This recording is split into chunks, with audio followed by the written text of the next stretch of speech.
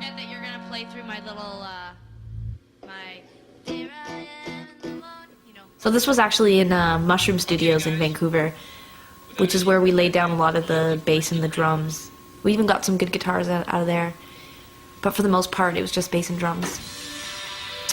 And Angela and Brian, who we can't seem to get rid of these days, they're always involved in something that we're doing. They lived at my apartment, basically. I'd moved from Montreal back to Vancouver for 3 months to do the album. And Angela and Brian would come over with the video camera and they would shoot us all the time, constantly. A couple days a week when we were doing pre-production, and then started, like, they just, like, the whole 3-month process, they would come over constantly to film, and they would come home with me and we would watch TV, and they would laugh at everything I said. Everything. Like, I had such good ego at that time. Tegan had the weirdest hair. People saw pictures of her on the internet while we were making the record, and they said she looked like Alice Cooper, and so she went out and got her hair cut about halfway through the album. At making the album. I was frazzled. But this record, I mean, has a sound of its own. John's good for that stuff. John and Dave, I think that's why we continue to work with them with this record, is that they are like the people we want to like us. Like, they're the people I care if they like us or not out there, and they had so much faith in us, and or at least it seemed that way. Like, it always seemed like they were just so they really interested. they're so funny too, because when we asked John if he wanted to work on our last record, when he said yes, I don't think that either of us believed that him or David would be interested, and they came on board, and we had such a fun time. So when we asked them to work on So Jealous again, I had a bit more confidence, but it always would get me excited more than almost anyone when they would like a song. When they came into these rehearsals that we were doing, we did 3 weeks of rehearsals in Vancouver before we started working on the record, and we would literally talk like this for hours. Poor Angela and Brian, poor the band, poor anybody actually. We would just talk and talk and talk and go through these songs.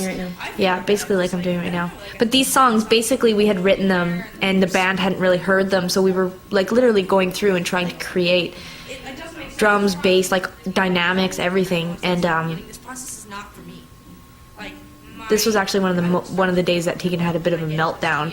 I just found the process really intense because I'd spent an enormous amount of time and effort working on my own demos, and I had an idea about what I wanted, but it was so hard to explain it to everybody. And then we'd get in there and it just felt like we were all working against each other for a while. But we really all came around in the end. I can remember Rob helping me move Sarah's bed out of her apartment after we were done the record, and him saying that he was so grateful and thankful for us, like, that we, you know, made this record together, because he really felt like he'd come out of his rocker box.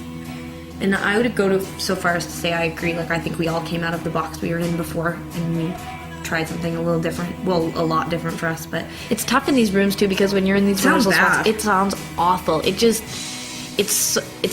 really a bad room. And basically all we were doing was just playing the songs over and over and over again, because we had written them and sent demos out to everyone, but this was like the process where we like worked the band into it, you know, because we already had the basics of the song down, but now it was just trying to figure out what Chris and Rob should be doing, and it was so hard sometimes.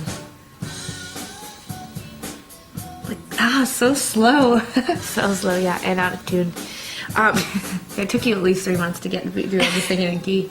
But it was awesome because John Collins and David Carswell and Howard Redekop, who also worked on the record, Who the fuck is that? They would come in, it's Alice Cooper. They would come into the studio, well, like in the rehearsal spot, and they would just be like, "Yep, sounds great. You guys are doing great, real tight." And we'd be like, "Really?" Because it sounds awful to us. There was something wrong with the air in there too. I used to break out all the time. Oh God, you look. I was allergic to my makeup. It had sheep's oil in it or something, and it broke out really bad. Look at your hair. It was just really long and was thick. It's like a mane, like a little. You should have hired one of those people that rides on the back of horses, like, you know, like just have one of those guys sit on the back and ride you around Vancouver. This is like the most intense part. Everybody freaks out. Every time anybody says anything to you, the two of you freak the fuck out. Your hair's all standing up. Like, just calm down for a second. No, just calm down for a second. Look at her. She could get any further inside the paper. She'd be. There's Sarah in the middle of our fight.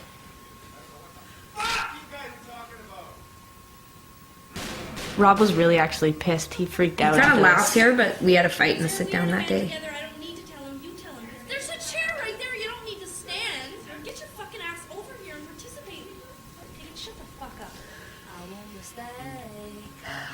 I was so glad to get out of that rehearsal I think spot. it was That the room too. awful. I think we were ready. I think we wanted to get out of there, and I think we were going we back needed every haircuts day, really bad. rehearsing like 8-9 hours a day, and it was exhausting. It was a tough way to do And it. It bad was it was unconventional. A lot of people, Just looking at each other in that bad lighting all day, we were all grumpy. exhausting. It's tough though because a lot of people will spend months and months working out the songs, and we really literally went in and crunched it all into a month. So, but I was happy when we got out of here. My bowel movements went back to normal. I generally just felt a lot better personally. There's John and Dave. They would come in. I remember one day actually they came in and they actually played on You Wouldn't Like Me, and we all jammed together. And It was fun. It was such a fun day. There was good moments. Angela and Brian were there all the time. It wasn't always miserable. I think when we had outsiders in there, it got more intense too, because it's like I've heard from an outside source close to us that when we have someone that we feel like might be our ally, our fighting increases because you feel like someone might actually take your side for the first time ever. And I think with the band, we all needed an ally, and so when anyone visited, we would just bring it right out there, hoping someone would jump in and be like, "You're right, Rob. Everyone else here's wrong." Anyway, so we moved to Mushroom and we did our bed tracks there, and it was very exciting. See, this is after a night spent together with Angela and Brian in my love apartment. They're driving me to the studio. Her new head had straighter hair and a longer face. Like, she almost kind of looked like a demon. Anyway, I dreamt about Tegan last night. That's weird. My mom would really be excited, though. She'd be like, "Oh my god, you really love each other." First of all, our mom doesn't have an accent. That's what it sounds like in my head, though. I don't even know what my mother's voice sounds like anymore because usually all she's doing is meowing at my cats. Like, that's become her thing. So this studio is sort of in the center of things, and I used to like take the bus there every day and I'd listen to a Shins record, Streets Too Narrow. I was really I into loved the coming Stills to the record. studio. I just loved going there. This was just this part of the record was really fun for me. It felt good to finally be in the studio, and it was sounding good, and it was feeling good, and we were productive. so excited with the bed tracks. The drums and the bass were sounding awesome, and My hair was flattening out a bit. Tegan was taking a chill pill.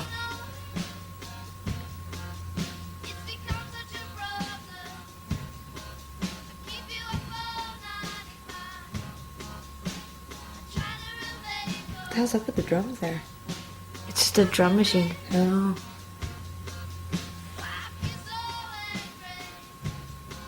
It's so funny. I used to 'cause do this honking. I could make this honking sound on that thing. It sounded like a car honking outside. I It could was do it in annoying. between every track. I love that. That shirt, though, someone should have just set me on fire in it to teach me a lesson for wearing it. Seriously, it's like, there's cameras around. Try.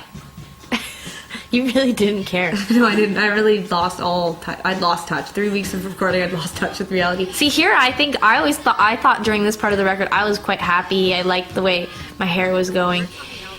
And then, like, for some reason, when we go to the next studio, when we're doing the overdubs, I cut my own hair and I had to go get it fixed. And I literally had ugly doll hair for the rest of the record, and I had no idea what I was thinking.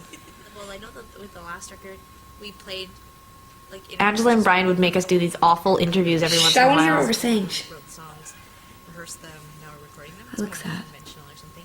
But I kind of like. You look like you're trying to cover up your body or something. You have a bathing suit on.